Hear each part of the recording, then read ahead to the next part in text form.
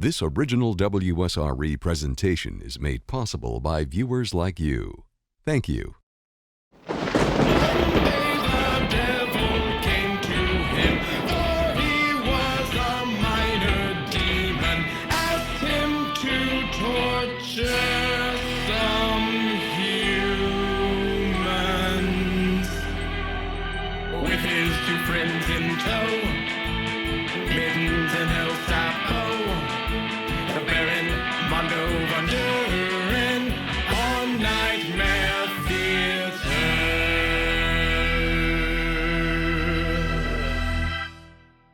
Now, all you had to do was send in one penny, just one penny, and they sent you like 16 records or cassettes. Like I got Toto and Asia, all kinds of good stuff.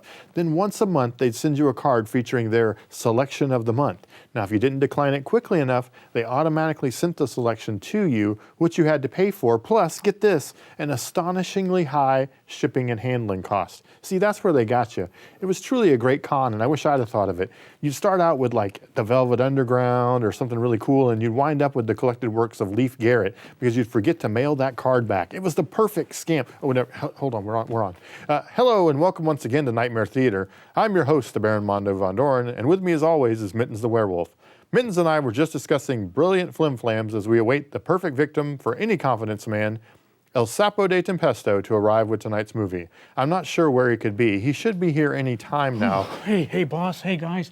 It is raining cats and dogs out there today, I tell you. Oh, so the weather is bad, is it? Yeah, you're telling me. I almost got struck by lightning twice. Boy, that certainly would have been a tragedy. Say, while you were out there splashing in the puddles and dodging thunderbolts, did you happen to find a movie for tonight? Oh, I did not, boss. For I was running for my very life trying to avoid the rain and the lightning. It was crazy. At one point, the lightning got so bad, listen to this. I was standing in some very deep water. It was either sink down and drown or float there and get struck by lightning. It was a no-win situation.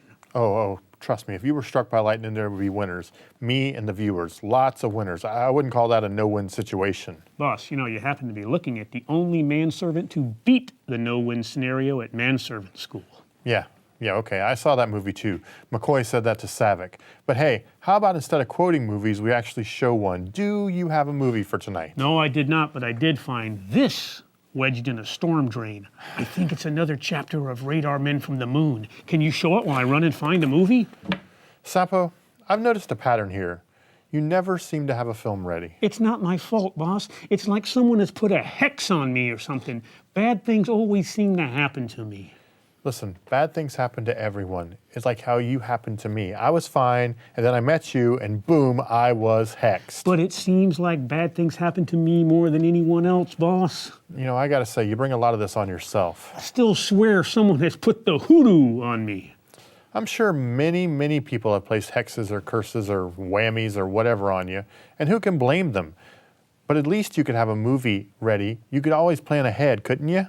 I'll do my best from here on out, boss. In fact, let me start tonight. I know I can find a great film. I'm going to make you proud of me, boss, I swear. I highly doubt that. So while Papa Shango devises new and innovative ways to disappoint us, why don't you folks check out yet another chapter of Radar Men from the Moon here on Nightmare Theater.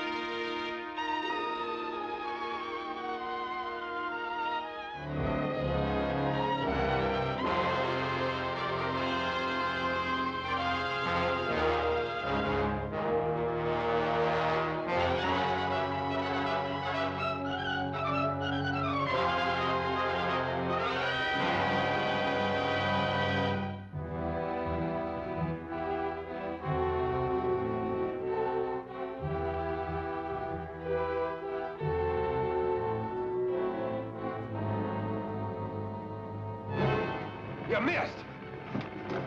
moving too quick. Turn the truck around. I'll get another shot at it. Right.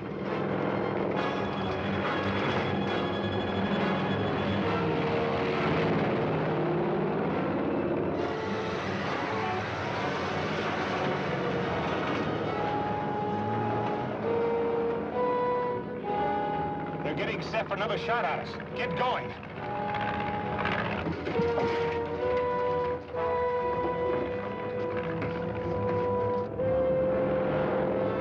Better bail out. Okay.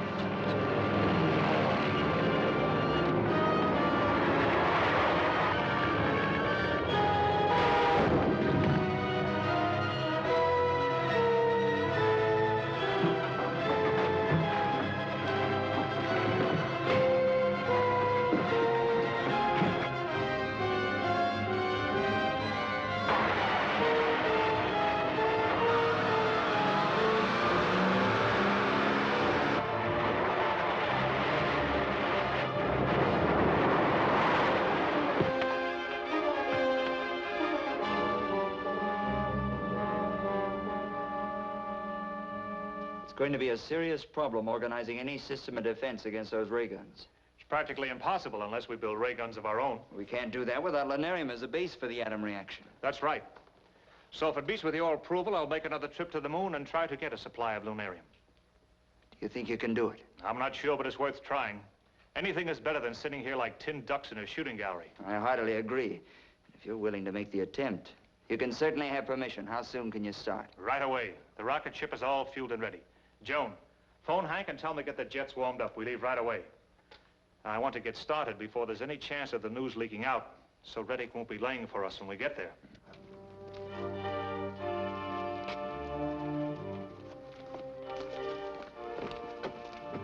Well, boys, that's it. Hope this trip is as easy as your last one. Thanks. It should be. Bye. Goodbye. Goodbye, sir.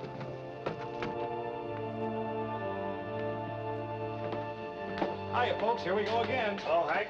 All set? Anytime now.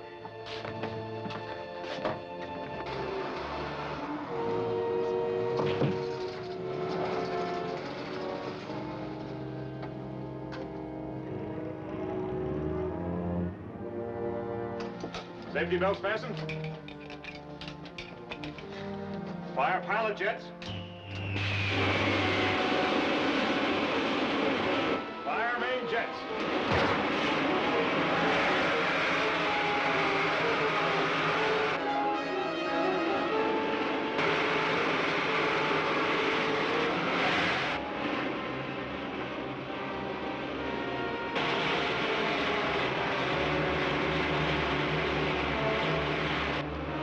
We're at full speed, Hank.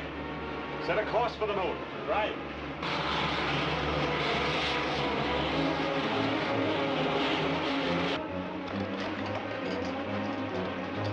Take over here, will you, Ted?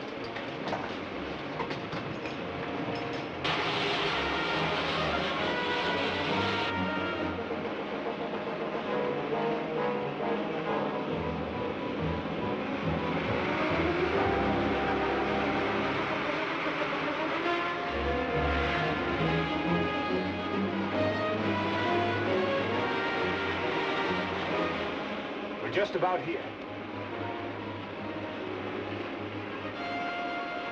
We ought to be down in another 2 hours.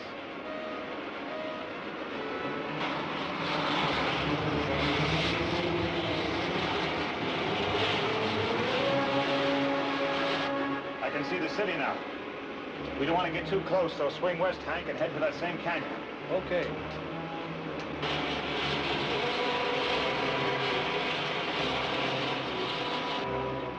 We're almost to the canyon now.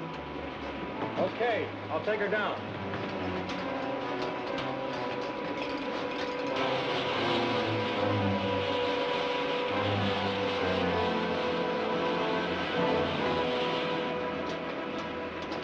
All right, set her down.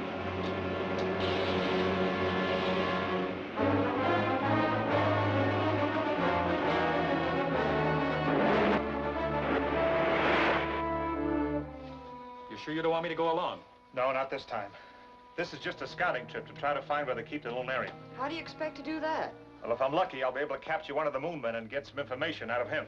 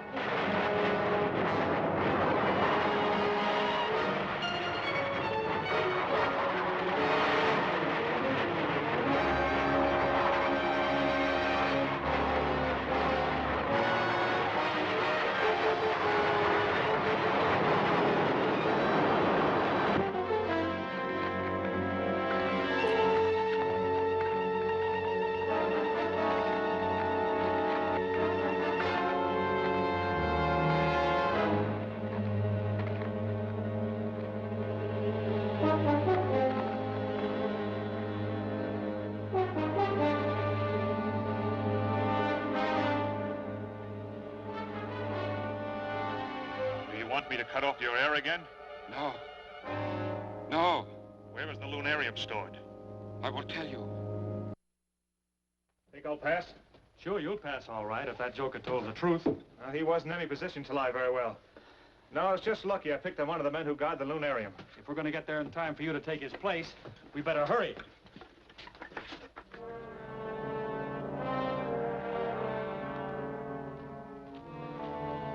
It's a little after 9. I'll go right in. You find a place to hide and watch for me to come out. Okay.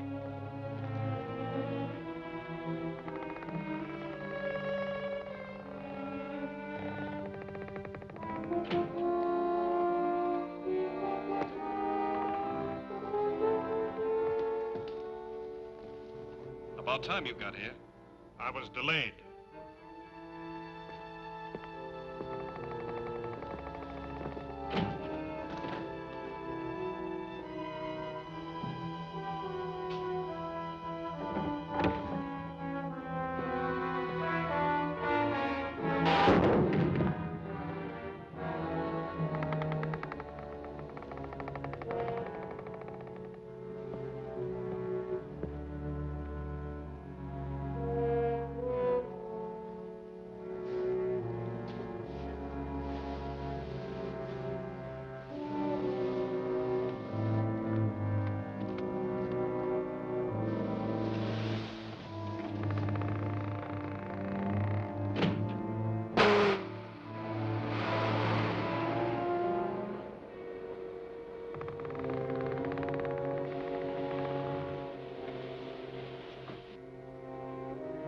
Got it. Yes. But it's so heavy, it's going to take us a week to lug it back to the ship. Get out of sight, quick.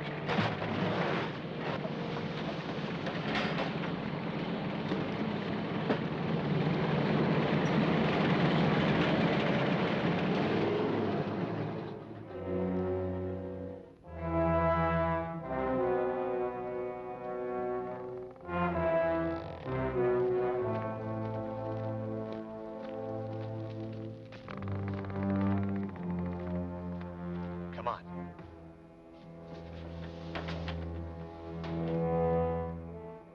Patrol number 6 reporting.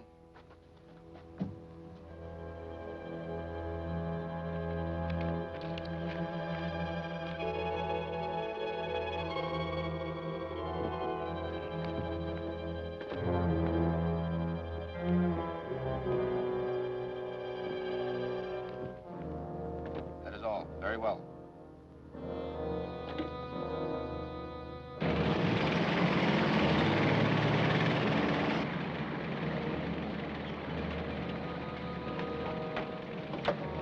This is patrol number 6.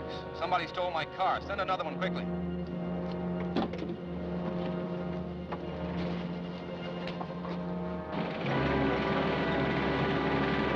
How's the fuel pressure? Seems okay.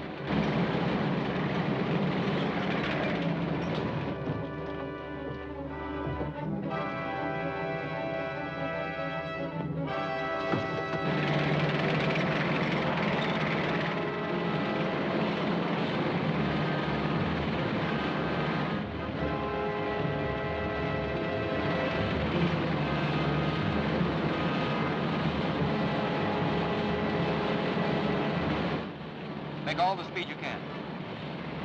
There he is. Let's try for a near miss. That might stop him. What was that? A ray gun blast. See what's behind us.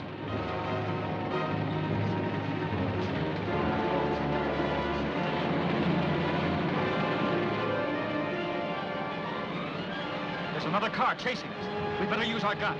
We'll have to turn around to do it. There's a bunch of rocks ahead that'll give us some shelter. We'll wait until we get there.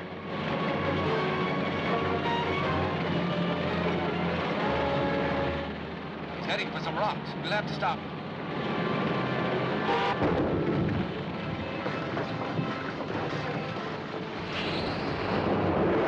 That's our feed pressure line. We're stuck. I'll say we are. Pressure's down to nothing. I can fix this if I have time. Fly out and try to stop them with your grenades. Okay. He stopped behind a rock, but I think I can blast him.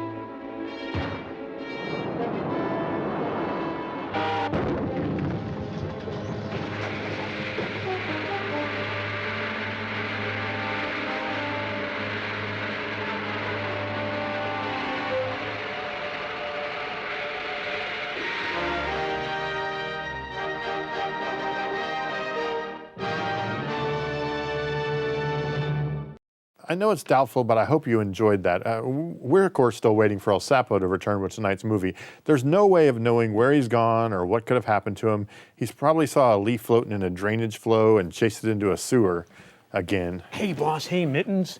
I think I did good this time. What if I told you guys I could find a movie with the guy who did the voice of Smaug in The Hobbit? I would say you're a liar.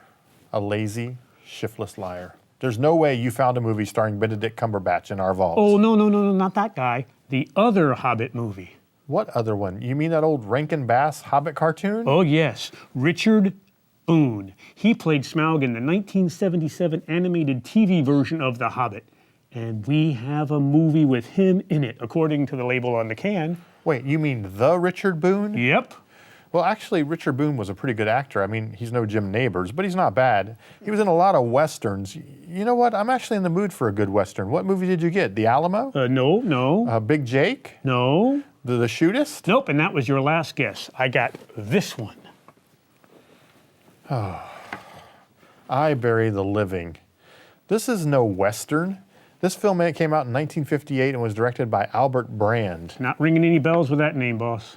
Brand was at best a mid-level director, mostly movies no one has ever really heard of, like 1977's Dracula's Dog, 1964's Massacre at Grand Canyon, and 1987's Ghoulies 2.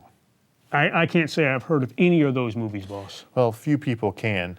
He was much more successful as a producer, having overseen such B-movie classics as Metal Storm, The Destruction of Jared Sin, Honey, I Blew Up the Kid, and Curse of the Puppet Master, just to name a few. Well, that is quite the impressive resume. Does this film star anyone good? Unbelievable, it does. It's got Theodore Beichel, who you've no doubt seen in films like The Defiant Ones and My Fair Lady, as well as countless TV shows.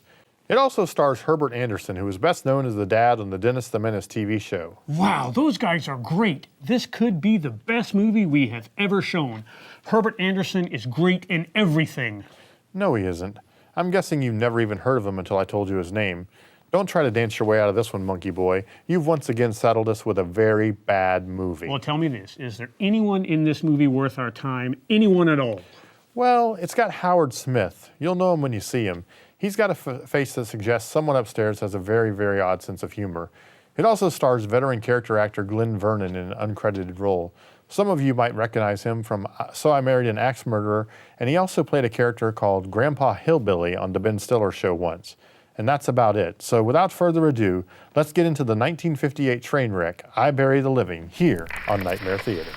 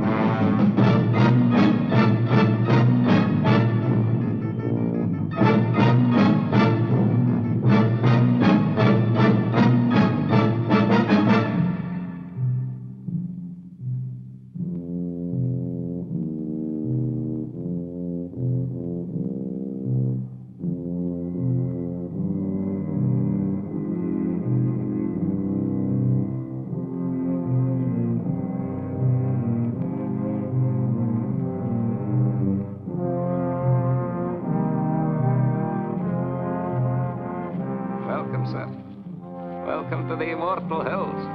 Thank you.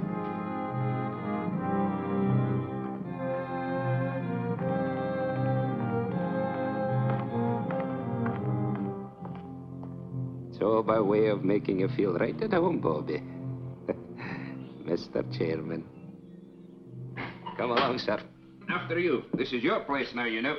Of course. It isn't as if you was any stranger here, Bob. Yes, but somehow this place all looks different to me. Like I never saw it before. Well, maybe I never had to. It's cold as an icebox in here. Oh, that thing hasn't worked in years. Cement holds the wet, you know, makes the air a wee bit Christmassy. Won't bother you none once you get down to work. I'm not sworn in yet. Oh, that's only for show, sir. Now, let me see if I got the list of committee men right. First, Chairman Robert Kraft, yourself.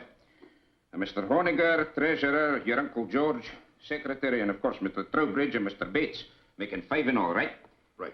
If you can find me at any time, my dwelling straight across the boulevard, opposite the gate. Makes it nice, living so close to my work. Now, would you like to see the sights, sir? Give the roof a chance to catch the heat. If you get to make a tour, it's a bit warmer outside. That's quite a map. Oh, yes, sir. That's a map of the entire cemetery, down to the weeest speck of dust. Here we are, and here's my shed with the roast stone, and there's the gate you come in. Certainly kept it up to date. There's a new mausoleum on here already. Aye. Oh, yes, sir. This map's going to be a big help to you, Bobby. Suppose you got a customer and you want to know what ground we can show him. This is where the map comes in. One look and quick as a wink, you know who's where and what's what. It's them pins that makes it so easy. The black ones stand for the ones that is already there, and the white ones for them as has made their arrangements for the future. Now, for example, here's my place. Lovely, isn't it, Bob? There. Sun in the morning, but gets those trees to give shade in the afternoon heat. McKee, you've been on this job now 40 years, right? Aye. Well, I guess the committee's right. It's high time we retired you. Nothing to worry about. Full pension. You draw the same check every month. I'm to be paid for nothing from now on. No, you're to be paid for 40 years of devotion. And that's something. Anyone in mind to replace you? Oh, I hadn't given it much thought, sir, but, there must be plenty of young and hard-muscled toffs would give the right teeth for my shoes. It's a lovely place to work. You're outside, near Mother Air. Well, let me know if you find somebody. Oh, I will. Yes, sir, that's quite a map.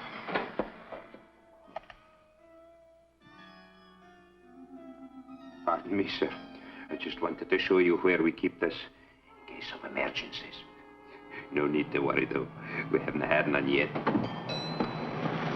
Oh, you expecting visitors, sir? No, but that sounds like Stu Drexel. Oh, aye. Drexel and Pretty Beth Paris. Did I hear they was promised? Looks like they're hitched. She finally caught me, Bob. Bethy, many happy returns of the day. Stu, that's a great place you picked for a honeymoon. Oh, marriage has made me conservative. How about it, Mrs. D? Can I carry you over the threshold? I still don't think it's so very funny. I think it's positively awful if you really want to know the truth. Oh, Bethy, don't be that way. What's the trouble? How would you like to get a cemetery plot for a wedding gift? Now, Bethy, you know Pop never meant it for a present. It's just a formal, legal sort of thing. You see, Dad left part of my inheritance in trust for when I got married. One of the provisions was that myself and my wife had first-class accommodations here at the Immortal Hills. Doesn't cost us a cent, but we have to buy the plots before the bank will let me have the cash. You know, Dad, he never did consider me much on responsibility. He was a very smart man. Oh, aye, that he was. And though a bonny bride should have her thoughts far from doom, it's a lucky girl whose father-in-law provides from the beyond for her future. Isn't he sweet? Thanks, Scotty. Bob, give us a couple near the old man, will you? And call up Owens at the bank in the morning so I can cash a check. I don't think it's funny at all.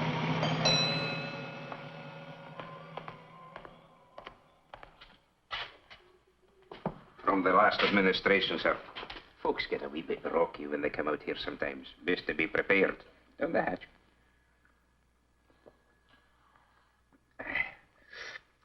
Thank you. Oh, over here. That's where the Drexel bunch is. It'll get so you'll love it out here, Bobby. It's a fine and green and lovely place. A fine place to slip away from the cares of the world. Slip away and live a wee bit.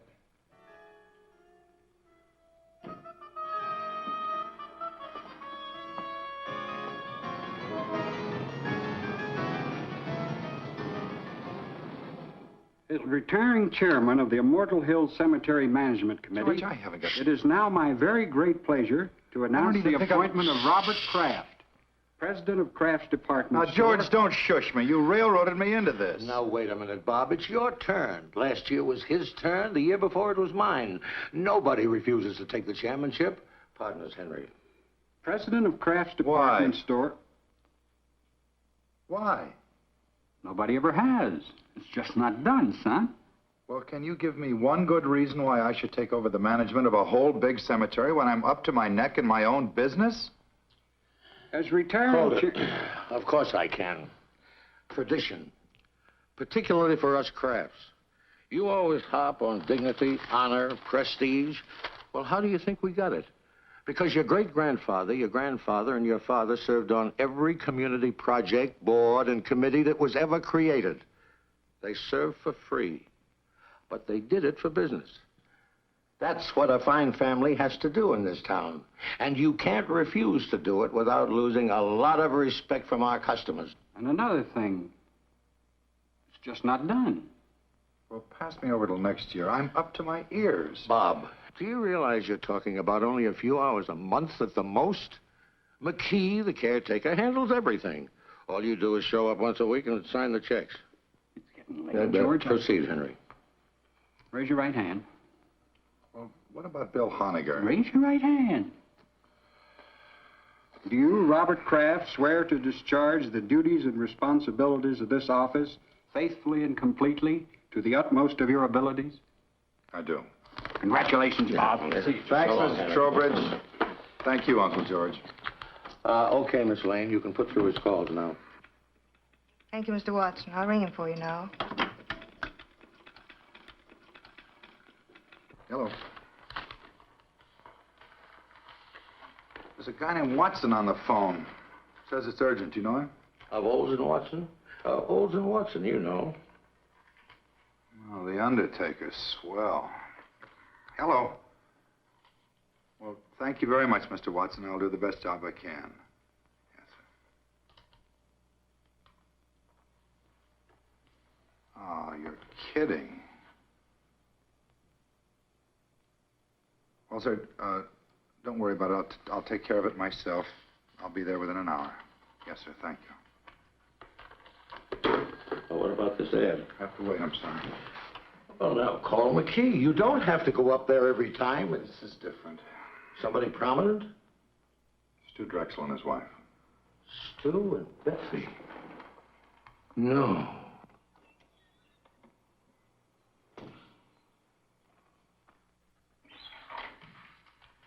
Hi. Hi, Jess. McKee, this is Mr. Jessup of the Milford Herald. Hi, Jessup. Oh, the west slope between the Pattersons and the Fenleys. What else is new? You were my big news for the day. Asked about plans for the coming year, Kraft revealed the Immortal Hills will install a drive-in bar to stimulate additional trade. I'm stuck with the obituary detail. Boy, it's cold in here. McKee, let's get that heat on that letter tomorrow. We better get ready for the interment. Aye, that'll be done, sir. And you better change the Drexel pins. Black instead of white. Oh, they already got black pins, sir. Oh, who changed them? Well, now, the last I remember was the very day they come out here to give you the order, and you stuck in 2 pins. Yeah, I guess that's right. I must have picked up the wrong color. Hmm? Well, nothing. It's just a little weird, that's all. What? Well, the kids came out here right after they tied the knot. They bought a couple of plots. Stu was complying with some technicality in his trust. And it was all very cute. We had a couple of laughs. And afterwards, I jabbed 2 pins in the map, white pins, I thought, just to make it official. And I hear today they've been killed. And the maps had them on the blacklist all the time. Okay, so what? Well, nothing. It just made me feel a little eerie, that's all. I think he means he marked the young couple for death, sir. Yeah, I guess that was it. That must have been the feeling I had. Well, it's funny what'll go through a guy's mind, isn't it? Do me a favor, McKee. If he starts fooling around with those pins again, be sure he stays away from the west slope, between the Pattersons and the Finleys. Indeed, I will, sir. Hi, Annie. What are you doing out here? I had a luncheon date, but I was stood up. I know a nice little place down the street. I just might take you up on that. I won't hold my breath. George told me about Beth and Stuart, and I just had to see you. Made me think how lucky we are just to be alive and together. Oh, Ann, this is Mr. McKee. This is Miss Craig, my fiancée, Andy. How do you do? Miss, would you be wanting me for anything else, Bobby? No, thanks, Andy. Bob. What's wrong? Oh, nothing. I'm just a little depressed, that's all, but you'll take care of that. Ann, I kept wishing we could keep our appointment. Oh, rendezvous, if you don't mind. Your gray flannel is showing. Actually, do you know what made me turn around and come here instead of going home? Well, I was driving along, feeling rejected. And then all of a sudden I saw you very clearly in my mind. Bob, it's just that you're too attractive. After all, president of a department store and in charge of the Immortal Hills. Irresistible. I saw you and I heard you. Lunchtime, Annie. That's what you said distinctly. Lunchtime, Annie. Well, I can do better than that, I hope. Oh, you did. You said, I want you. And I need you, and a whole lot of lovely things I'd be embarrassed to repeat. Yeah. You know, just about the time you were seeing me, I had you on my mind. That's amazing. No, I mean it. And I don't blame you for not wanting to repeat what I was thinking. We better go to lunch or get married. Or I can just as easily join Jess at that little spot down the road he spoke of. We regret the management does not permit exchanges once the merchandise has been purchased. Then I'll freshen up.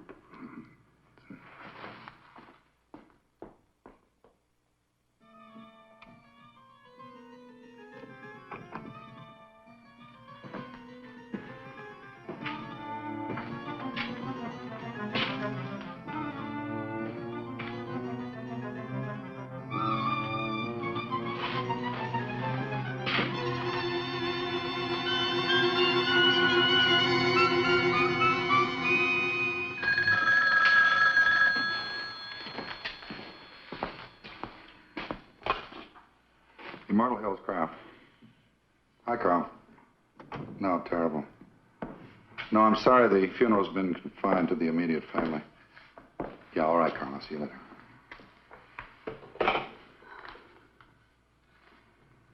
No, no.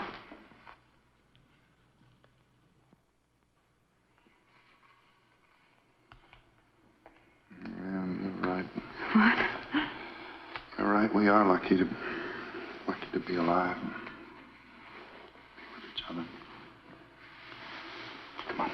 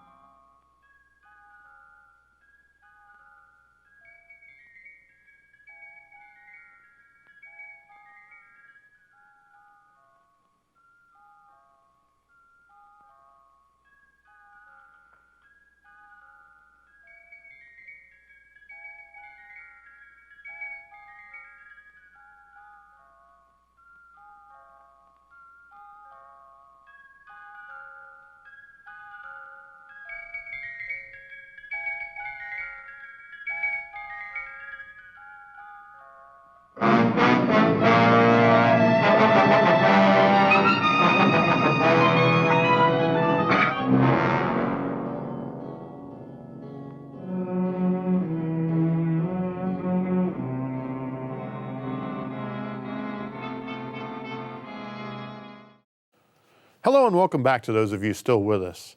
El Sapo has once again provided us with a thoroughly terrible movie. I know it's hard to get through this film and I appreciate your commitment to making it to the end. Boss, I've been thinking. Okay, here we go. I'm serious. This movie is not as bad as you make it out to be, and I can prove it. Well, I know, it's worse. But it does have some redeeming qualities. Stephen King himself mentions it in a short story called The Bazaar of Bad Dreams. Where did you find the book? And furthermore, where did you learn to read? I borrowed it from Mittens, and I can sound things out pretty good these days. Actually, I listened to the book on tape, but the machine ate it, so Mittens helped me memorize the words so it will look like I am reading. Oh, okay, Professor. What does the great Stephen King say about this movie? He found it very inspirational, boss. He talks about I Bury the Living and how it influenced his short story, Obits, when he says, I was thinking of that movie when I wrote this story. So there you go. Points for me. This movie influenced the great Stephen King. Okay, game on. How long is this movie? I believe you'll find it is 76 minutes long. Even though it seems like it's 8 hours long, you're right. So we know the movie is 76 minutes long, and what else does King say about this movie? Continue reading on that same page over here. I don't think I can quite make out the rest Sapo. of it. Okay, let me see. He's talking about movies he watched and he saw on TV and how editing them for TV made them so they didn't scare him. He says, one film I saw on TV, however, did the job. At least the first hour or so of its 76-minute runtime did. Go on.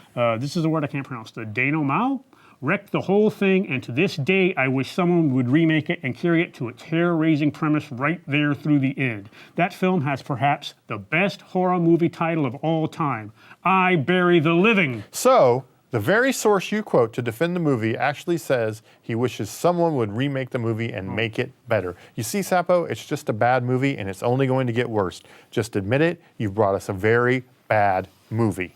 Well, we can at least agree that it has a great title. Great titles don't make great movies, Sapo. See, even a movie with a great title and a reasonably good actor can be bad. Really bad. I'd expect you to know that by now. We're going to have a long talk soon. Look, folks, I don't want to do it either, but why don't we get back to I Bury the Living here on Nightmare Theater? Hey ho, nobody home. Eat nor drink nor money have none. Still, well. Hey, Bobby!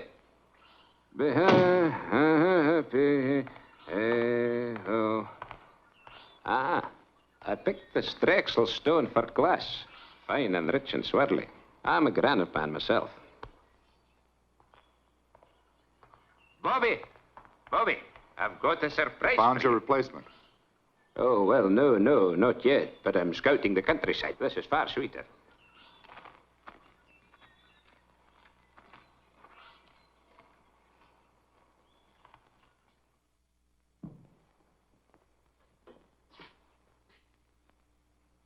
This is what I call getting things done.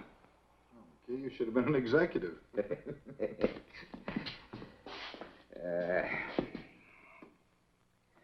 Hey, best take off your coat, Bobby. You'll be getting overheated. Fairly quiet this week. Only one passing. Now, if you'll just sign these. Let's get rid of these flowers. Oh, aye, they smell a wee bit sickly. I was hoping to keep them for the burial this afternoon. We need much of? Oh, no, this is just an average funeral. They don't come like the Drexel doings every day, thank the Lord.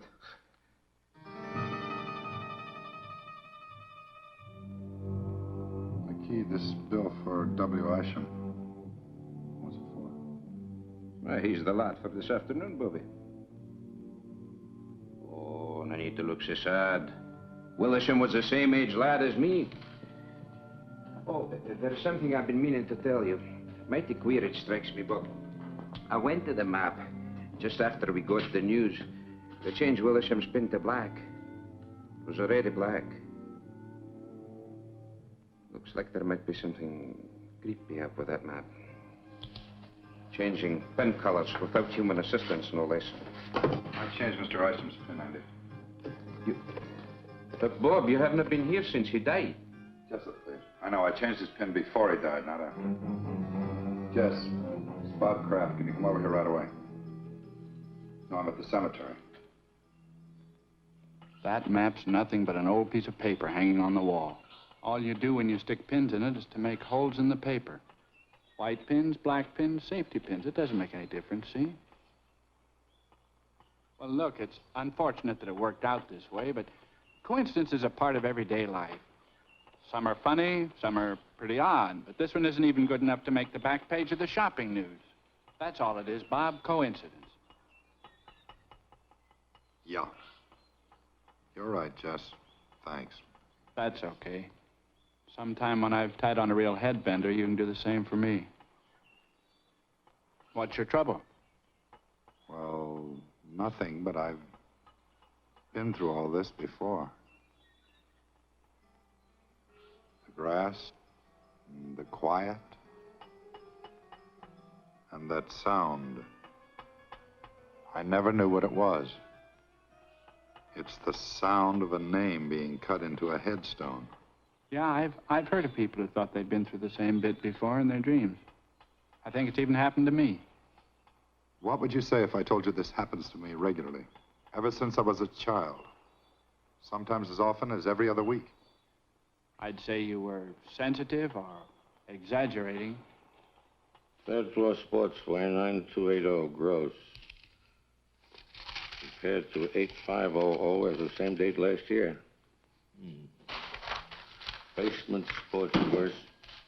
I'm going to call Bates and Honegger and Trowbridge right now and tell them I'm quitting. Don't worry, George. Nothing drastic will happen to the store. My mind's made up. You mean mixed up? I've lived in Milford all my life, and I can't remember any man who ever let that place get the better of him. Why, when I was chairman, I'll bet I stuck the wrong colored pins in that thing a dozen times. If I ran out of one color, I used the other. You've only been down there a couple of times. George, I put black pins in the map for the Drexel couple the day they were killed. Now, I didn't think anything of it at the time. And then I took a white pin out of the map quite at random, and I put a black pin in its place, and today I find out the old man it belonged to died during the week.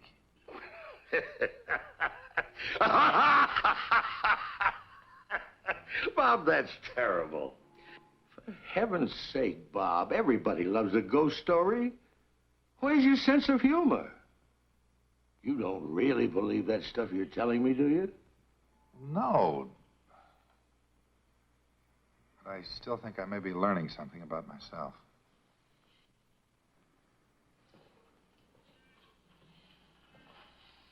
Where are you going? Oh, I think I'll just take a run out to the cemetery. What for? Sounds like it might be fun. After all, I've been trying to find some way to wipe out our competition for years. Good night, George.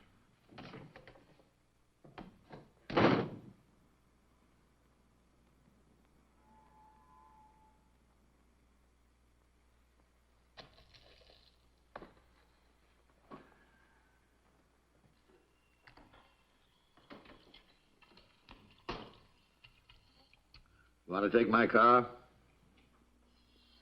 All right.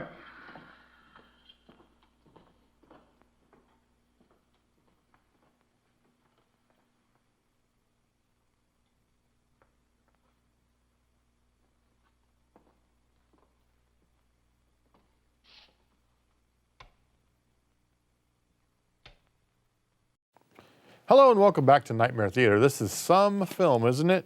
I think it's quite good, actually. You would think that, wouldn't you? Well, you know what, Dr. Smart Guy? I went back into the library and I found another Stephen King book, and he praises this movie in his book called Dance Macabre. How do you say that word, boss? Macabre. Yes, that one. See, on page 179, he has a list of the top 20 scariest movies of all time. That's not what the list means, El Sapo. I am looking right at it. Number 16, I Bury the Living. There you go. Game, set, match. El Sapo scores. Circle gets to square. Woo-hoo-hoo! Sapo. King describes 20 films and then asks you to guess the film based on the description. Then he provides the answer. Yes. Number 16 on the list is I Bury the Living. Woo-hoo-hoo! But what description does he provide for the movie? I'm not sure I can make that out. That page is missing. I think somebody must have torn that one out. Sapo, read it out loud. Okay, he says, once upon a time, there was a caretaker who discovered that if he put black pins into the vacant plots in his cemetery map, Go on. the people who owned those plots would die. But when he took out those black pins and put in the white pins, do you know what happened? The movie turned into a big pile of... I don't think we can say that word on TV. No, we can't, can we? See, Stephen King agrees this movie is bad. But he's from Maine, though. Maybe that word has a different meaning up there. It doesn't. Sapo, this illustrates a problem I have wanted to talk to you about for some time. You don't follow through. You read one page but not the others. You never finish things. You're all potato and no mash. We're going to have a long talk about this. Folks, let's get back to the movie Stephen King himself called A Word We Can't Say Out Loud here on Nightmare Theater. Won't be but a moment, sir. Now, don't bother, McKee. I think I've got it.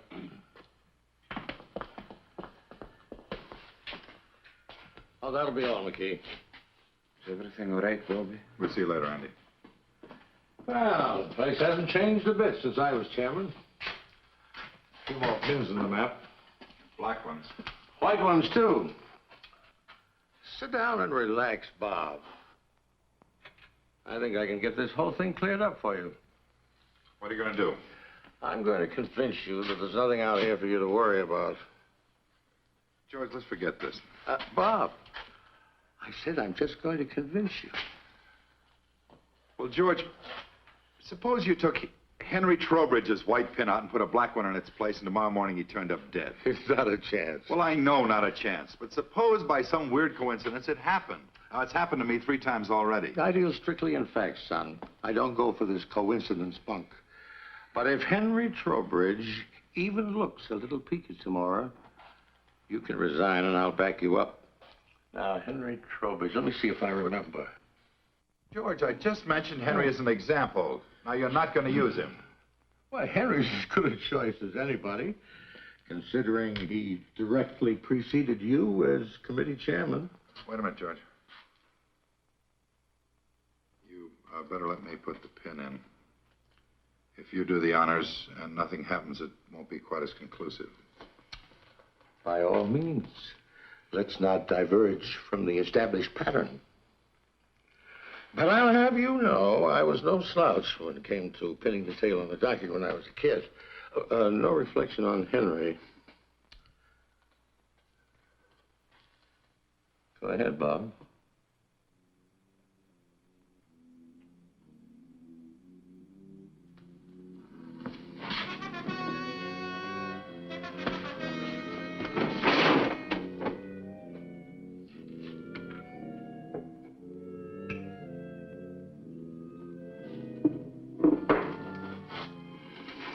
You better call Henry and tell him what we did.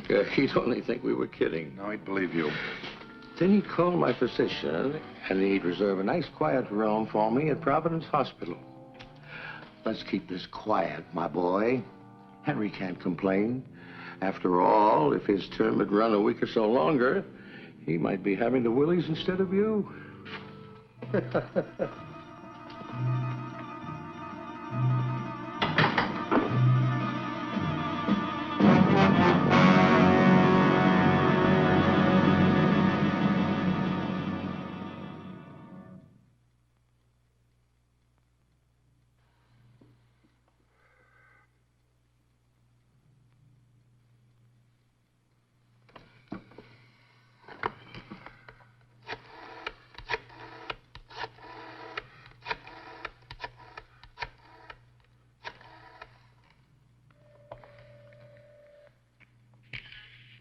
Hello, Miss Trowbridge. This is Bob Kraft. What are you doing up so late? Nothing serious. I just meant to call Henry earlier and it slipped my mind. Put him on, will you? Or if he's watching the movie and enjoying it, ask him to call me back during the commercial. No, Bob, just hold on and I'll get him. He's upstairs reading in bed, but I'm sure he's not asleep. Well, I hate to disturb him. You just hold the wire, Bob.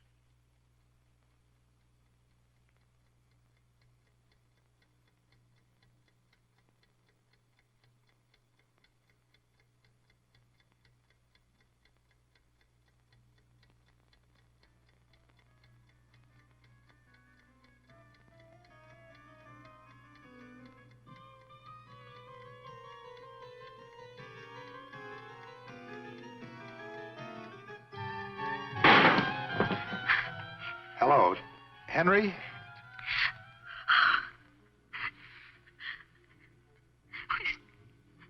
He's not breathing, Bob. I've got to call a doctor. I understand. I'll hang up right away. I'm terribly very sorry.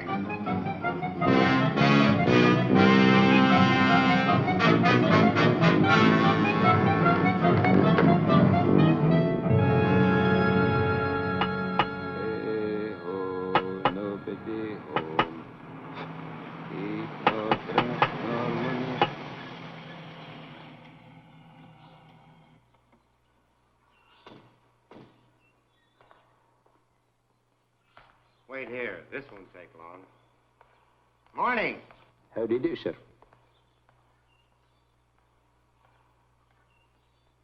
Well, I don't understand it. Jess said he'd be here in 20 minutes.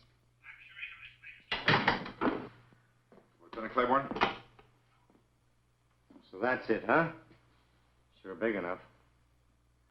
There are the black pins, eh? We're particularly concerned with these four. Isham, and the Drexel couple, and now Trowbridge. Let me get this straight, Mr. Kraft. You say that every time you stick a black pin in the map, people turn up dead? That's right. Well, go ahead, Lieutenant. You think I'm a crackpot, and I hope you're right. I just want to prove it beyond a reasonable doubt.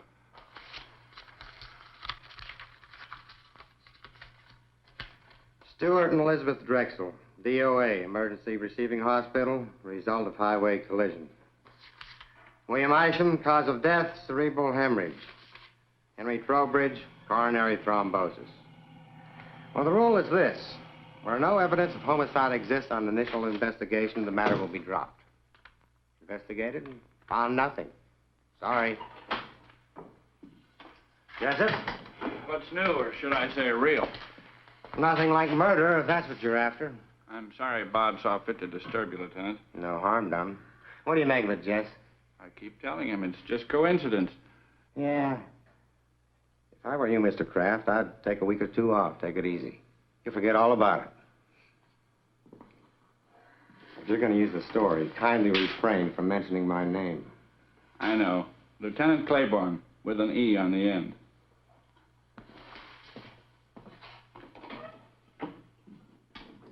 Boy, I think 4 deaths could appear so flimsy to a policeman. You never should have called the police. Claiborne's one of the best. Any other guy might have looked for a big, heavy book to throw at you. Yeah, maybe you're right.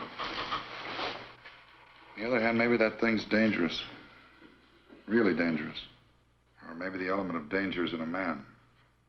In me. Bob. Is there something different about me, Jess? I'm really beginning to wonder. Hey, buddy. If there is anything to this map bit, don't go blaming it on nameless forces. Maybe somebody's trying to scare you. Could be you got an enemy or two. Hello and welcome back to Nightmare Theater. We hope you're enjoying I Bury the Living. Speaking of things I'd like to bury, El Sapo? Yes, boss? I didn't want to do this publicly, but we're going to have a talk. I really can't put this off any longer. It's that time of year again. It's Jim Neighbor's birthday again? I'm not ready. No, that's not for a few months. But that is sort of what I want to talk to you about. You being prepared for things. It's annual job evaluation time. We need to address a few items. Uh-oh. Now let me start here. Let me start with your general appearance. Perhaps a bath once a month or so is in order? I can do that, boss. No problem. All right, and maybe you could wash that suit once or twice a year? I got me a gallon jug of Febreze, boss. No problem. Okay, good. But the main problem here is your lack of attention to detail, your follow-through, as it were. Sometimes I question your commitment to the needs and mission of Von Dorn Enterprises and its subsidiary companies. Hey, I kept my mouth shut during that Senate investigation into your line of vitamins and energy supplements. And I certainly appreciate that. It kept us all out of jail, but it doesn't change the fact that you are more than often not prepared. I can do better, boss, I promise. And I can help you do better. In fact, I've created this job board to help you. Wow. It will, I'm going to deduct the cost of materials and label out of your paycheck. Okay. But it has jobs on it, and as you complete them, you take the pin from the pending section, and you place it in the completed section. Wow. Is that easy? It's really easy. Even I can do this. Yeah, even you can follow this. I really hope you can. You're going to have to shape up, El Sapo. As it stands right now, only something amazing you can save you from getting the axe. Something amazing, eh? Yes. Like if I were to, I don't know, save your life or something? No, that's not likely to happen. And if I were you, and thank goodness I'm not, I'd focus on completing the tasks on this board. Okay. The tasks are simple and the process is easy. Just follow the board. That is brilliant, boss. It's elementary, actually. Look here. See where it says, have movie ready? Right here? Yeah, all you have to do is put the pin in when you have the movie ready. It's easy, right? Well, it sure sounds like it, and I enjoy sticking pins into things. Well, that's good. So let's get back to the movie. And while these folks watch, why don't you get to work on the job board? I'll do that. See what tasks can be done for today. Be productive for once. Sounds good, boss. I promise to do better. Yeah, I'm not going to hold my breath, but I do hope you make an effort to improve yourself, El Sapo. Folks, while he works on himself, let's get back to I Bury the Living here on Nightmare Theater. Not going to rule out saving your life, though, boss. Somebody using your desk, George? He came in to keep me company, darling. That was very sweet of him. Oh, darling, you must be dead tired. I'm all right. No sleep, and then to have to go back I'm out all there right. again? There's no crime in needing a good rest. George, I've got some correspondence to take care of. I've already taken care of your mail, and I took the liberty of making reservations for you. Flight 33, leaving for Miami at 5:45. My pal Sanford owns one of the finest hotels on the beach. George, thanks anyway. There's nothing I'd rather do, but I can't possibly go now. Bob, I gave you my word. If anything happened to Henry, you could resign. I talked to Charlie and Bill Honiger, and they understand completely. It's all fixed, son. The situation's changed. Until this thing's cleared up, I'm not about to resign. Oh. And will you tell the others? Ask them to meet me here in my office, 7:30 tonight. It's awfully short notice. The committee can't just ignore what's happened. I guess you're right. Darling, And I'm sorry, I didn't mean to snap at you. now why can't you resign?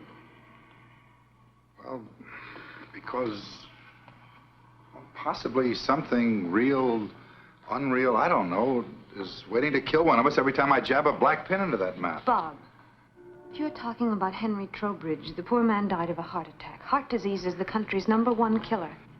Maybe not in Milford. Oh, Bob, you can't mean that that map is literally killing people? No, Ann, maybe it isn't the map. Well... What about the other day? You saw me, you heard me. Lunchtime, Annie. I want you, I need you.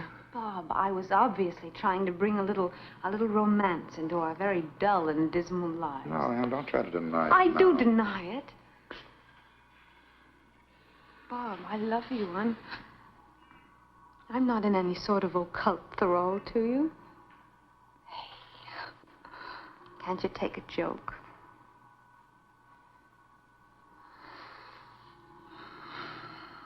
All right, then I was lying too. Does that bring you back to reality again?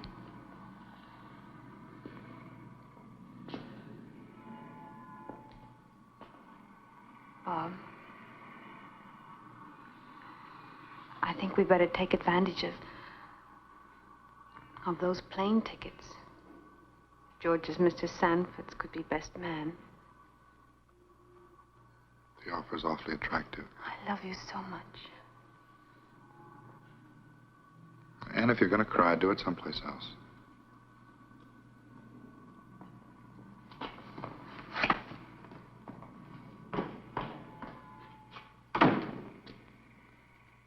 Now, Bob, it's real simple. We're willing to play ball with you. If you want to remain chairman of this committee, we wouldn't think of trying to dissuade you, because we have confidence in you. Full confidence. All the confidence in the world, Bob. Now, all we want before we break this up is a promise from you, Mr. Chairman, that before you turn in tonight, you'll go out to the cemetery. Now, let me finish. You'll go out there and change my white pin to black. And Charlie's and George's. Just as simple as that. And then go home and go right to bed.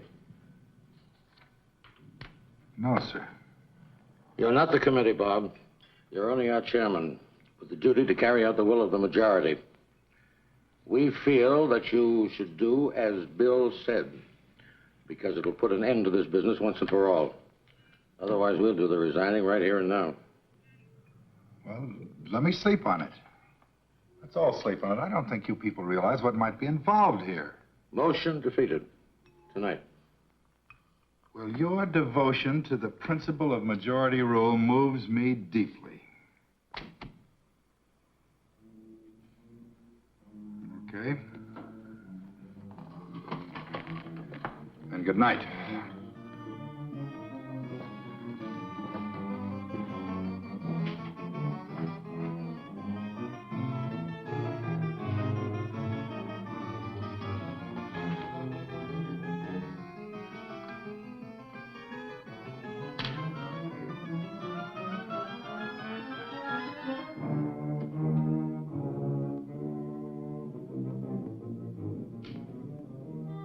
Charlie.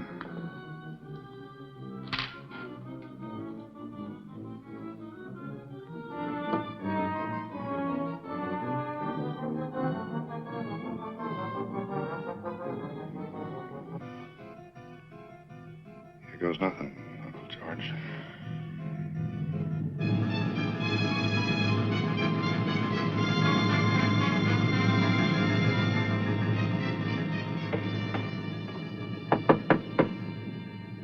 Who is it? It's me, Bobby. Open up.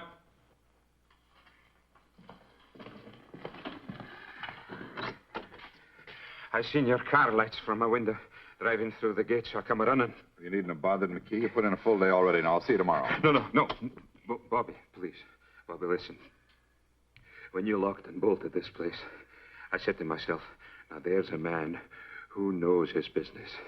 That's why I said, he may not know everything, what's behind it, but he knows when a thing's to be fooled with and when it's to be left alone. There's nothing to fear with a man like Bobby Kraft at the tiller. That's what I said. Well, that's fine now. You run along home and don't worry about a thing. Nothing's going to happen to you. No. Please. Bobby, lock this door again and send yourself home. Or else, who can answer for what may happen to the whole miserable lot of us? It'll have to be open sometime. If I don't do it, they'll get somebody who will. Good night, Andy. Good night.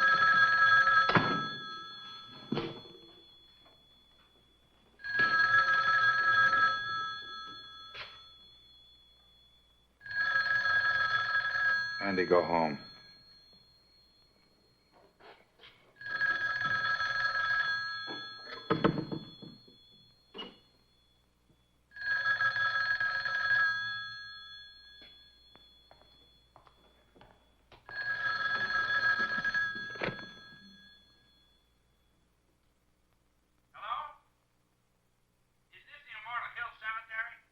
What do you want, Jess? Bob? Why didn't you answer me? I've been looking all over town for you. I'm calling from your place now. What are you doing at the cottage again? Haven't you had enough for one day? Jess, I think I've done something terribly wrong. Oh, Pete, what are you talking about? Well, we had a meeting of the cemetery committee after closing tonight. Bill Honegger, Charlie Bates, and George, everybody. And they voted to make me come out here to the cemetery and stick black pins in the map for each of them. Just like it was some kid's nightmare. So I did it. Jess, there's a black pin in that map for Charlie Bates and Bill Honegger and George. And if anything happens to them, to any of them, it's my fault, nobody else's. Nothing's going to happen to them, Bob. As a matter of fact, I think they did you a big favor. I've never heard of a coincidence involving 3 people dying all at once. By tomorrow at this time, this whole big worry of yours will be nothing but a lot of hot air. Well, I hope you're right, Jess. I guess there's nothing for me to do but see this thing through. I think I'll check on him myself and see... Bob? Bob?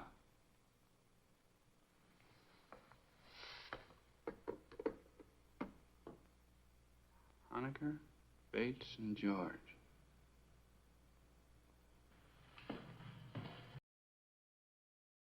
Hello and welcome back to Nightmare Theater. I know you aren't enjoying it, but I'm duty-bound to say I hope you're enjoying I Bury the Living. Now, Sappa, what's the deal with all of these clothes? I'm not sure, boss. I swear I folded all the clothes today. Well, that's pretty odd. Well, I'm pretty sure I did. Hey, wait, let me check the job board.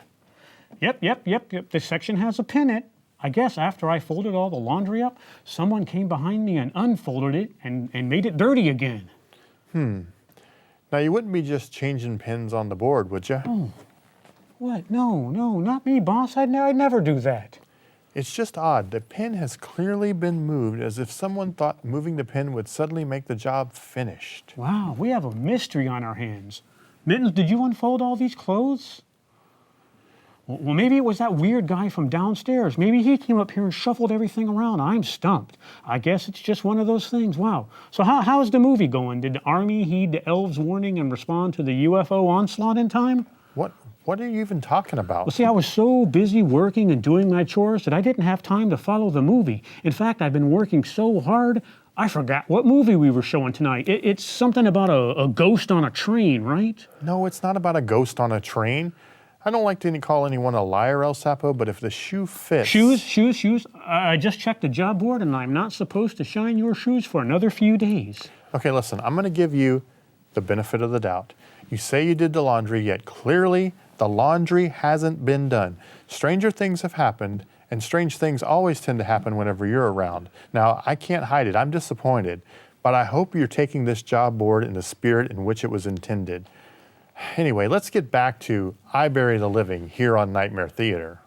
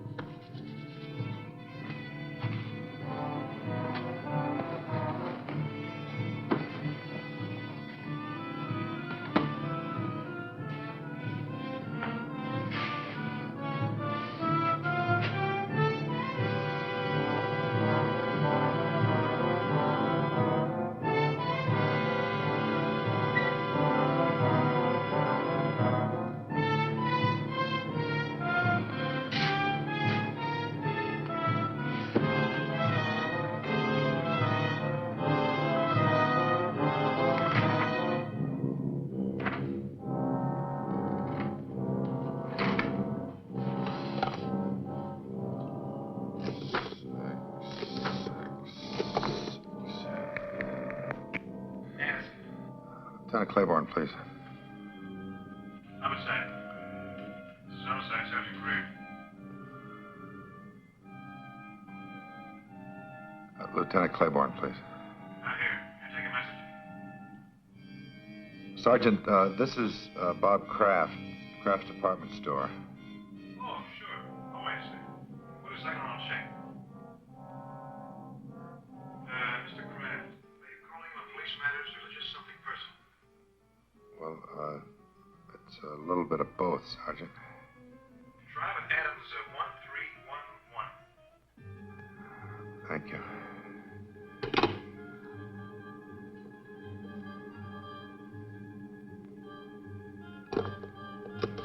Adams 1311.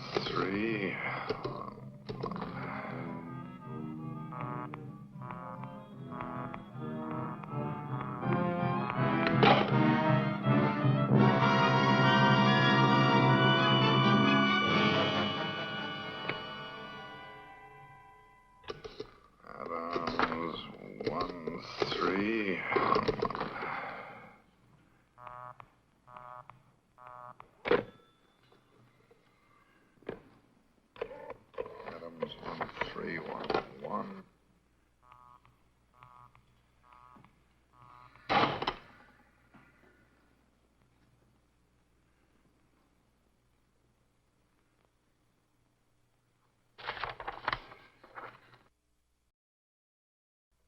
Bill Honiger, Adams 1311. Adams, 1.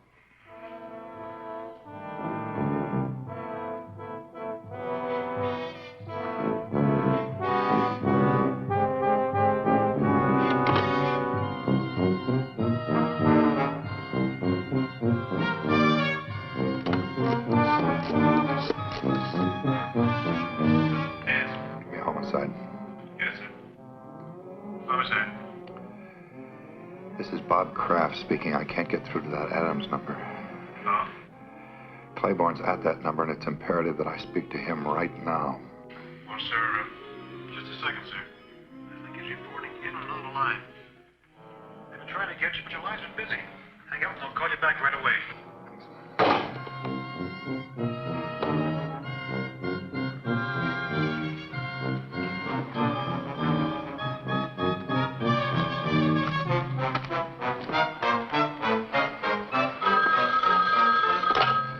Something happened to Bill Honegger. Hello. Yes, Bob. Jess, I'm expecting a call from Claiborne. Hang up. Call me back in 10 minutes. Claiborne's with me. Let me talk to him. He's not here now. What's wrong, Jess? Bill Honegger's dead. As soon as I found out, I routed Claiborne out of the sack and filled him in on the whole wild story. We were over at Honegger's in 10 minutes with 2 squad cars detailed to cover Charlie Bates and your uncle. How did Honegger get it? No, he didn't. That's the trouble. What? Poor guy just dropped dead. Nothing out of the ordinary. Bates? Charlie Bates? They found him in his apartment. Say it. No homicide. He just stopped breathing. George? George, yeah. I called and told him about Honegger before I left for Claiborne's. By the time the police got there, George had already left. Well, they'll find him, Bob. Don't worry.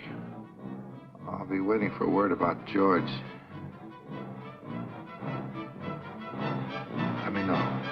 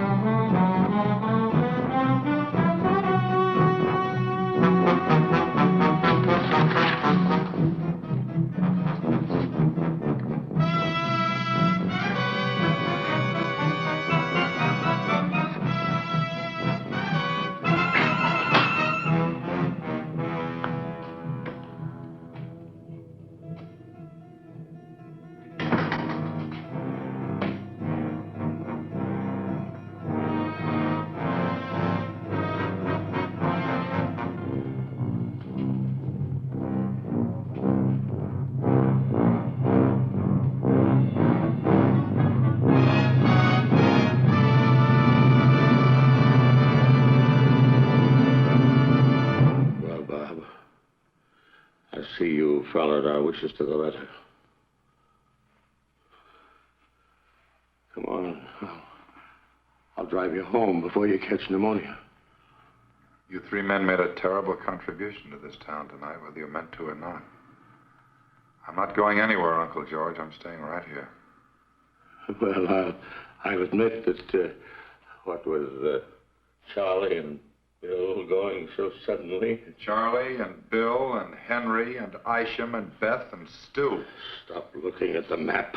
You're looking at it. I'm looking at you. We're both waiting. Aren't we, Uncle George?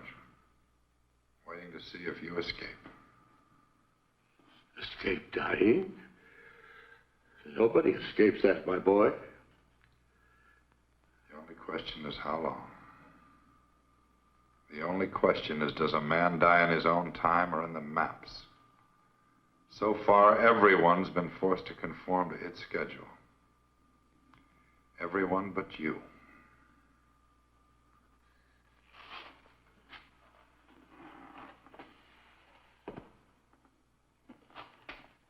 That puts me back on schedule. My own schedule. If it makes you feel any better.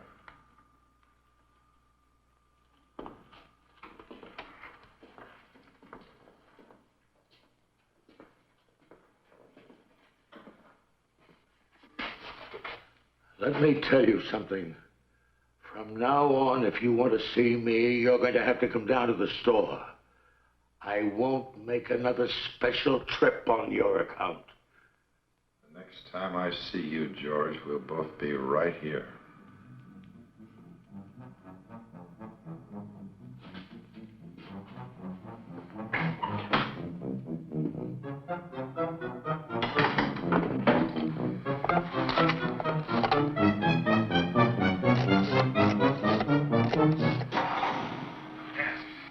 Homicide.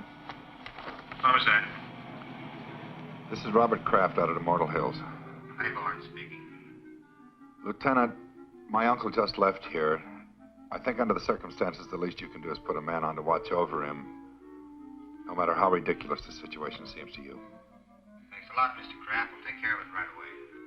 He's wearing an overcoat over his robe and pajamas. We put a description of the wire quite some time ago. And you do think there's danger? Sergeant, Kraft, George F. driving east on Bunker Hill. Road from destination Manor Apartments, Big We'll have your uncle safe and sound in 10 minutes, Mr. Kraft. You'll hear from me.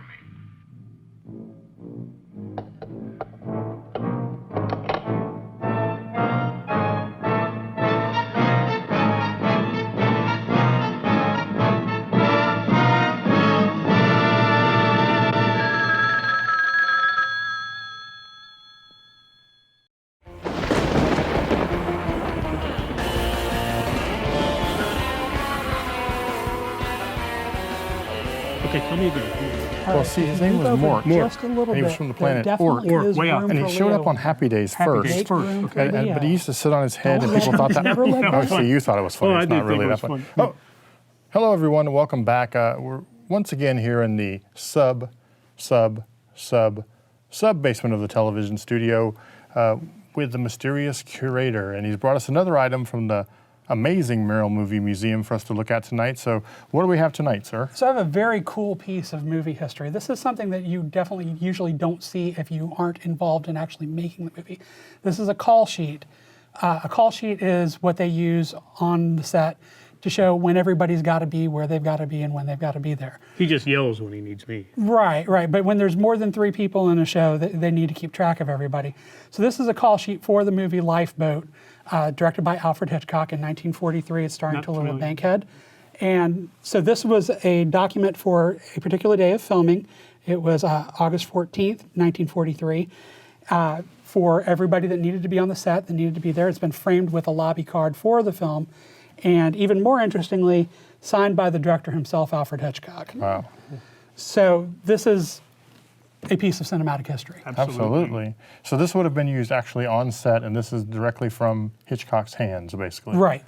That's pretty amazing stuff, because does stuff like this get out often, or is it kind of destroyed, or? A lot of times it's just destroyed. You do see it more frequent now that people have gotten wind of collectability and things like that. It's a little easier to get a hold of things like call sheets nowadays, but from something this old, they're very hard to come by. And of course, Hitchcock, one of the most prolific and well-respected directors in the history of cinema, a guy who started out making films in England and then came to the United States, and of course produced classics going back to things like Shadow of a Doubt, all the way up to the films that I think modern audiences are more familiar with, like The Birds and Psycho and things of that nature that we still see all the time on classic movie channels and things like that. So he was definitely a very influential guy. Influential and revered, and yet somehow underappreciated in his time. Never won an Academy Award. Neither did I. Which is absolutely shocking, considering he is the basis for a lot of film school classes and the inspiration for hundreds of directors that have followed him. But never won an Academy Award, even when doing something like adapting a John Steinbeck novel, which this was.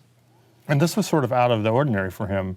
because in his later years, he really did get into more of the mystery and suspense kind of films. I don't know if you'd call Alfred Hitchcock a horror director. Maybe The Birds crosses that line. Maybe Psycho. Maybe Psycho. But he was really more of a suspense director. I think he would be more akin to what a film like Silence of the Lambs. If Alfred Hitchcock was still making films, I think he would have made something like Silence of the Lambs. And in a way, he kind of did when he made the film Frenzy, which was one of his final films that was much more a taut sort of psychological thriller with a really horrible killer and a whole whodunit going on the whole time too. So kind of in that same vein. But he's one of those directors who, you know, he did amazing things. He even in World War II, he even directed and actually edited footage of concentration camps and made films that he said that tore his soul apart, that he never wanted to see them again, but they were very important documents of what was going on during that war and ways to let the world know what was happening and atrocities and things like that.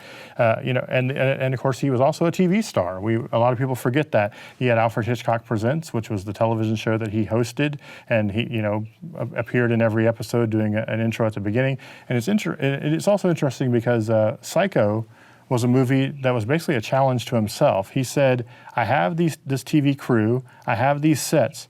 Can I make a movie for very little money and that's going to be effective and scary? And of course, I think we all know Norman Bates is one of the great cinema villains, and he really was able to take that crew and make something special. So kind of an amazing guy, and as you said, never got an Academy Award for any of his work, which seems ridiculous. Well, and Psycho was a film in particular that was underappreciated in its day. The critics of the day were not impressed with it, and it only gained luster as time went on. Right, and he had other movies like that too. Like Vertigo is now considered one of the greatest movies of all time. At the time, it was dismissed by a lot of critics. You know, a movie like Rear Window. You know, he worked with Jimmy Stewart quite. You know, he was known for working with Beautiful Blondes, Sean Connery, and Marnie.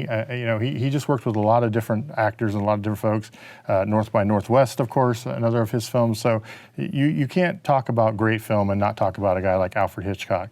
So, well, thank you for bringing us this amazing piece, and why don't you folks get back to the movie, not quite as good as anything Hitchcock did, here on Nightmare Theater. Are you sure your uncle was out there tonight? You didn't just think you saw him? I told you he just left here. That was 2 hours ago, and no sign of him anyplace. I put out on all points after the first hour. He's not on the road, and he's not home. Hold the wire, Lieutenant.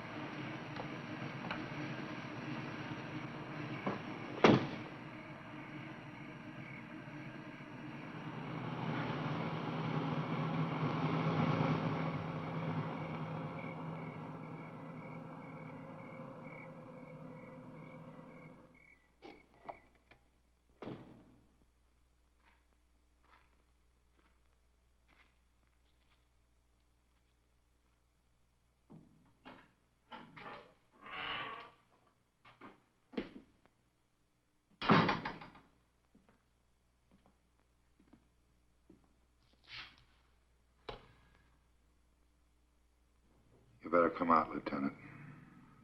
He's still here.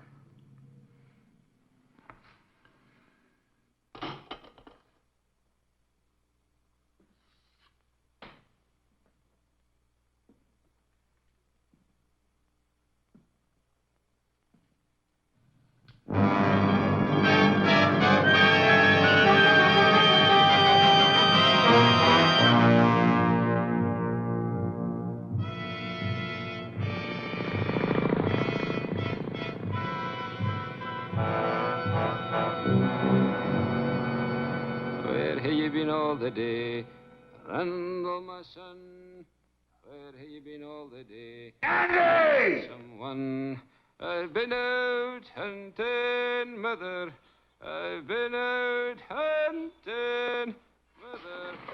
Make my bed soft, mother. Make my bed soon, for I'm sick. Andy!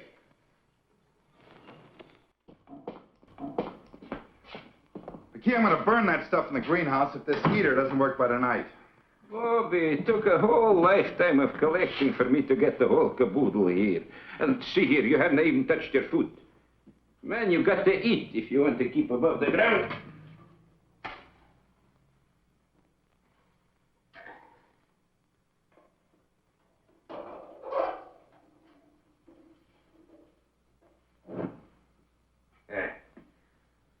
Lights for me, Bobby. Of course, I can't answer for what happens after sundown.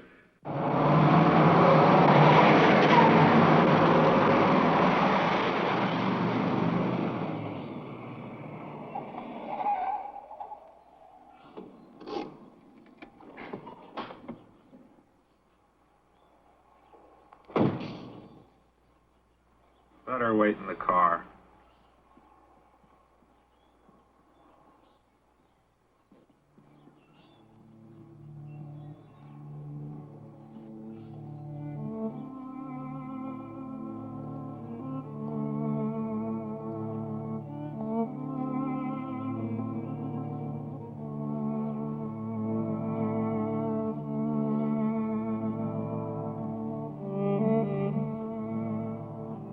Irresistible.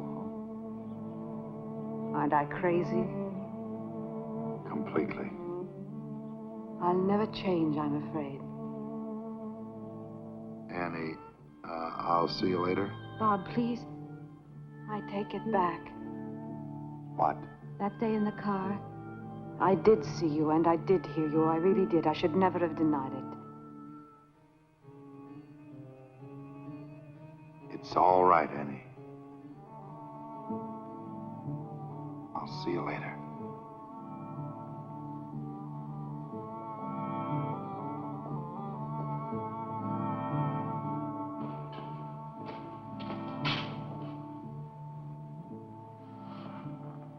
You've a party named Jacob Mittel someplace on the map?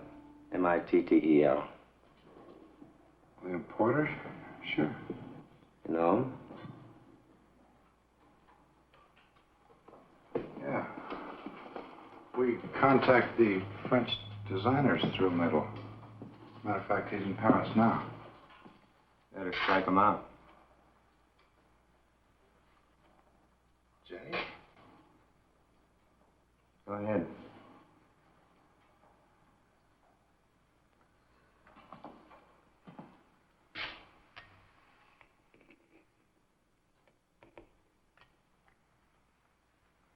How did he die?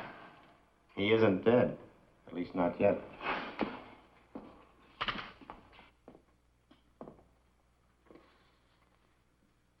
I know what you're thinking, Mr. Kraft. You're thinking that we tricked you into killing Jacob Mittel. Well, you're 100% right, so try to relax, huh? This one's on the police. You see, Jacob Mittel's in the prime of life. No previous major illnesses, no record life expectancy, exceptionally good. And he's in Paris with all that ocean water to protect him from this mess. Up until now, all the deaths have been confined to the local area. If it strikes somebody on another continent, then we've really found something. I knew I should have gotten rid of those pins 4 days ago. Even the map, the whole thing, out. What I want to know is, what are you going to tell the district attorney is responsible for these deaths? We gave this case a real full-dress investigation, Mr. Kraft. Questioned you and all the other suspects and witnesses until the point of comedy. Found nothing. No motive, no opportunity, no suspect, no crime, no weapon. Except 7 pins went in.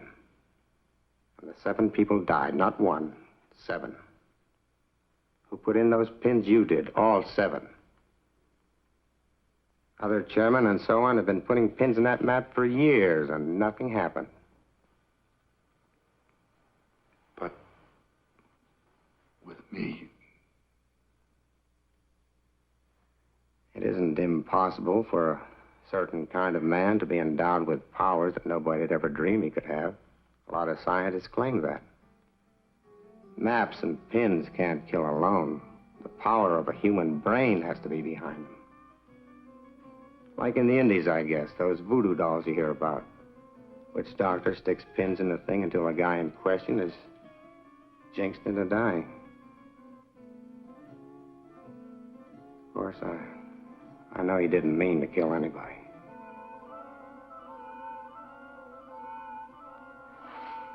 I have to get back. You'll hear from me the minute we get word.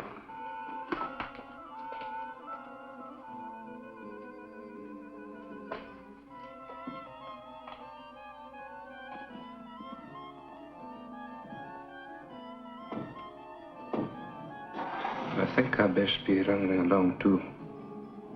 Bob. I think so.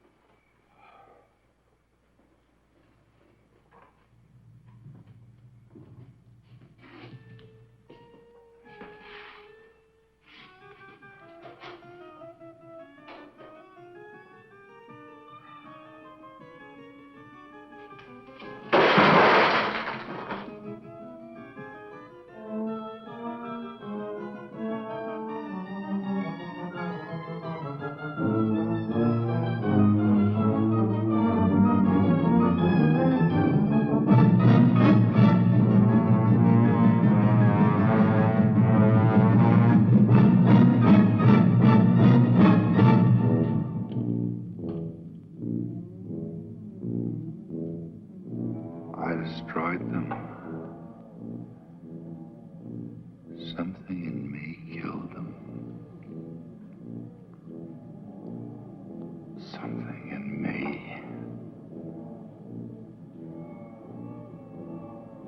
But I couldn't refuse the job.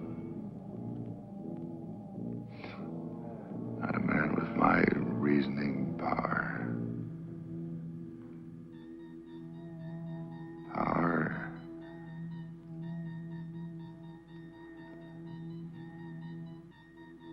If I have the power of death using the black pens, then I must have the power of life using the white ones.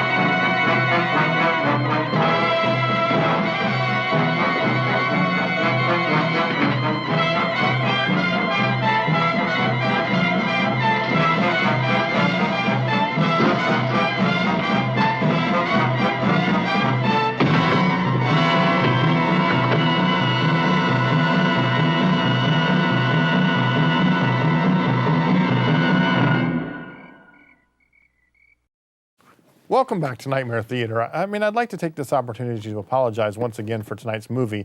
I know it is, and I've counseled El Sapo, and we're hoping we can bring you better films in the future. Now, Sapo, I can't help but notice all the clothes are still here on the table, and now it looks like there's a bunch of dirty dishes as well. Well, let's check the trusty old job board here, boss. It says the dishes were, yes, it says the dishes and laundry were both completed on time and under budget. Now, clearly they weren't. And have you noticed how much hair there is on the ground? it certainly is not my hair. I know that. It's Mitten's hair. It's gotten into everything. Well, let me check the old board. Yep, I thought so. I've clearly moved the pin for the task of sweeping up hair. That task can be marked down as completed. Another job well done by El Sapo. Well, there's a pile of hair 3 feet deep in the outer corridor, and if it gets into the air system, we're all going to be in trouble. Well, that is a good point, boss. I guess if the reactor core does get clogged and causes the power to shut down, someone will have to go into that reactor core and unclog it. Of course, walking into an open reactor core would likely kill someone, but the clog would be released, and that's what's important, right? You know what? I'll do it if it comes down to it. I'll most likely undoubtedly get killed in the process, but you know, the needs of the many outweigh the needs of the few, or the one. Well, yeah, worst case scenario, that would happen. The levels of radiation, what did you just say? Who, me? No, Mittens. Of course you, stupid. Well, I just said I would walk into the reactor core and dislodge any clog, even though it will mean my ultimate death. I'll save the day and be labeled as a hero. No. You said the needs of the many outweigh the needs of the few or the one. Sapo, you are quoting lines from Star Trek II, The Wrath of Khan, just like earlier when you referenced the Kobayashi Maru. And you know what? That hair in the hallway looks suspiciously like your hair. How long did it take you to save that hair up? You set up this whole enterprise to make yourself look like a hero. I swear, boss, I don't know what you're talking about. Yes, you do. You took all this time to set it up so it would look like the reactor core was collapsing and that you were putting yourself in danger by clearing it. All to make yourself look like a hero. Look, Sapo, I'm not looking for a hero, just someone who can do the job. That's all I would have you do. Wouldn't it be easier just to do the work instead of coming up with a harebrained scheme? Okay, boss, you got me. I was hoping to get some sympathy with what everyone knows is a spot-on Spock impersonation. I swear, I just don't know what to do with you. Folks, we're going to get back to the conclusion I buried the living here on Nightmare Theater, but what am I going to do? May the Force be with you.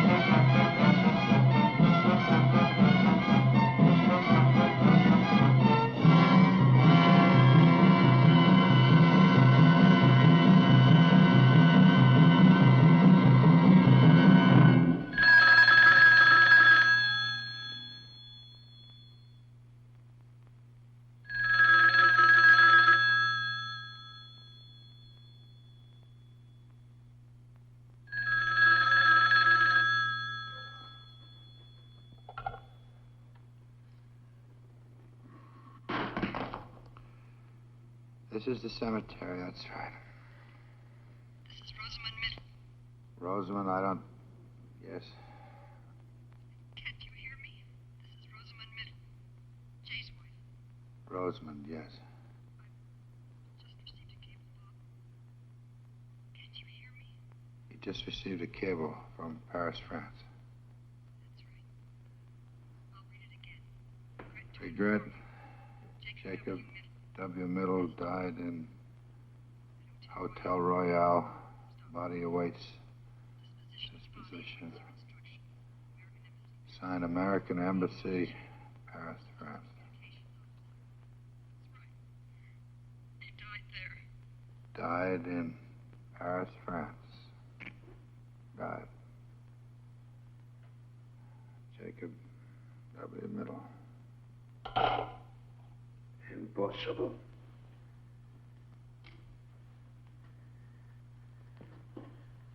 Impossible. He cannot be dead. What? What? You still think that thing's the killer? Or your own puny power, Mr. Chairman? The only power you or that map ever had was me, so far as killing goes. You marked them for death, Mr. Chairman, but who did the deed?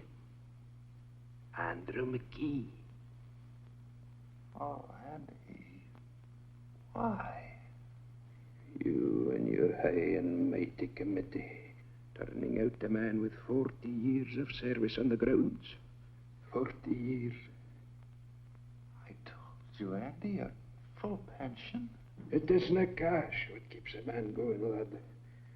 What keeps his feet on the ground and keeps him on the job till the Lord makes him quit. The Lord, but nobody else. This is my hills, my lands, my activities. Aye, we come a long, dark road to put this gun to your head, Bob. Andy, we never tried to take anything away from you. I made sure of that. I snuck up on each one of them in turn when they was alone and held them fast like so until they went. Aye, even big old George, your uncle, left as easy as a baby. Middle. That doesn't explain what happened to Middle. Middle's dead. Will you stop that confounded talk, man? That map's not but a doodad. You fool.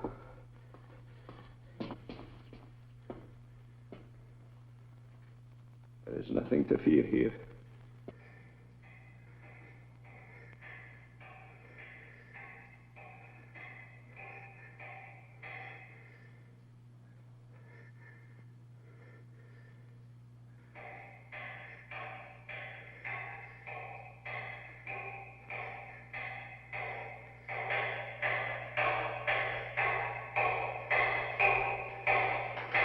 That map.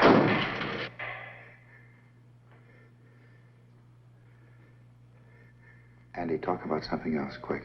It's important. We're finished with talking. Finished you are with maps and pins black and white. Talk about something else, I said. It's important right now. Talk about anything else. Now.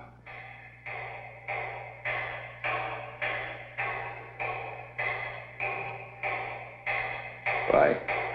Because I caused you to kill those people. Andy, you better get this straight right now. You heard that lieutenant. It's possible for some people to have things inside them that make other things happen. Nothing is impossible for a man like that if he thinks about it hard enough. I know you, Andy. You're no killer. I made you do it. You talked me into killing them? Then they could all be back. Andy, I never knew it. How'd you come for that? That noise. Can't you hear it?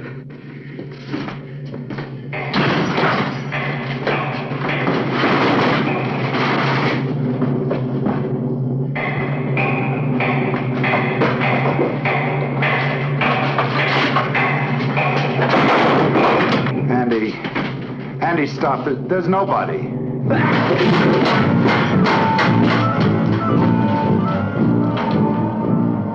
They could all be back. They could all be back. Stop.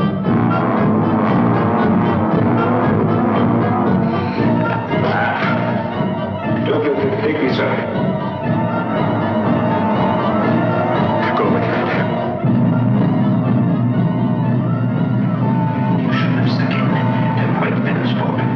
But now it's too late. Too late.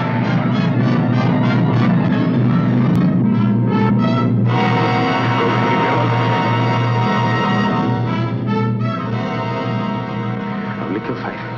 Give me all the fight. Not the Andrex. Go away. Go away and leave me alone. Go away. Go. Save me, Bobby.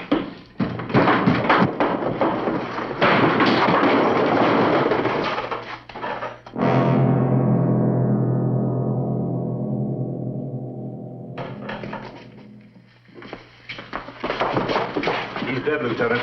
All right, forget the normal procedure. Get him out of here.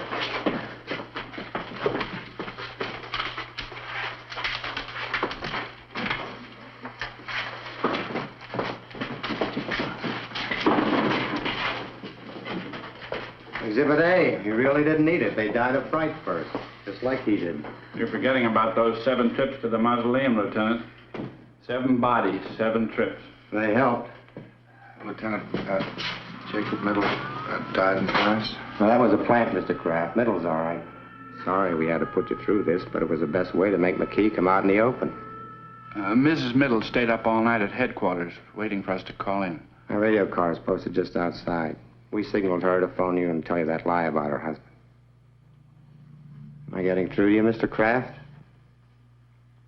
Well, not quite yet. We watched him, Bob. He actually managed to unearth all 7 of them. Wonder what got into him. It was those white pens.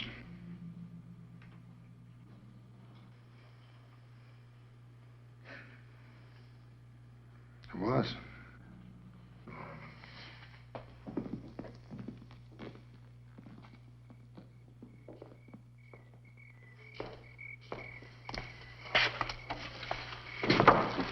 Annie, I lost my overcoat. Oh, where? Which one? I'll get it. No, never mind.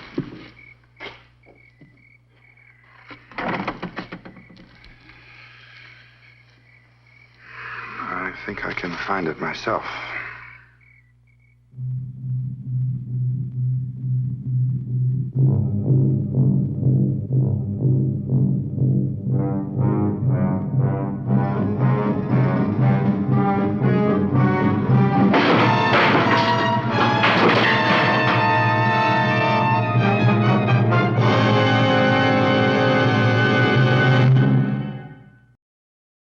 Frankly, folks, I'd like to apologize for everything tonight, for the movie, for El Sapo's tomfoolery, for the fact that we once again had to pollute the airwaves with radar men from the moon because El Sapo didn't have a movie. I'm sorry, boss. It just seemed like a good idea at the time. You know, kind of like how when the director and the producer got together and thought of this movie, they thought it seemed like a good idea. And it wasn't a good idea, was it? No, sir, it was not. And it wasn't a good movie, was it? No, sir. Well, there was one good thing. No, there wasn't. I saw one neat thing. I noticed how the guy in the movie, when he started to think he was controlling things with the map got slightly bigger in every scene, like the map was psychologically controlling him. I thought that was a good effect. Well, that's very observant of you, El Sapo. I think I'm going to give you your best mark ever on your evaluation. 1 star. 1 star out of 5? No, 100. Say, what do we have on tap for next week? We have this.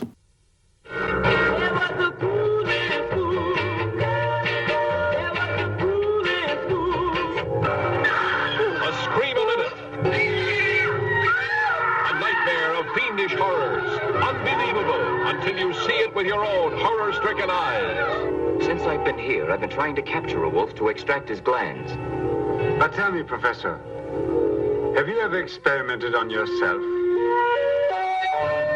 The new doctor, suspect, beauties, the prey of fiendish desires. A village up in arms. Look there! Where? At the top of the stairs! Walter, stop or I'll shoot!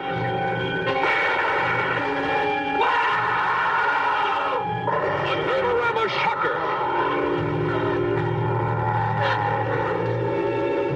Warning, this picture is for people with nerves of iron only.